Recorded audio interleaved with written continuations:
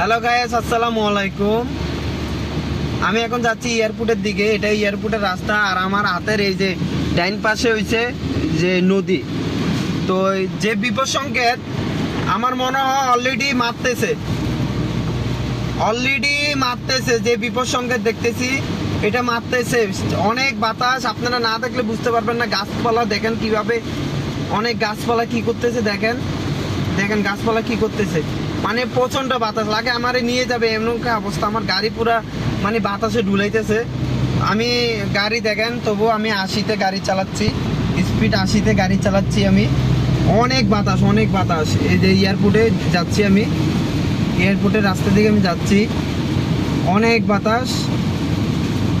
আল্লাহ জানে কি হয়। আল্লাহ যা করে ভালোর জন্য করে, কারণ এই বৃষ্টি মানুষের প্রয়োজন ছিল, আর এই বৃষ্টি হয়েছে। তো এখন পুরো আসমান কালো হয়ে রয়েছে, আর অনেক বৃষ্টি হচ্ছে, বাতাস বইতেছে, বৃষ্টি বইতেছে। এই অবস্থা আর কি, চট্টগ্রামের পরিস্থিতি এই অবস্থা।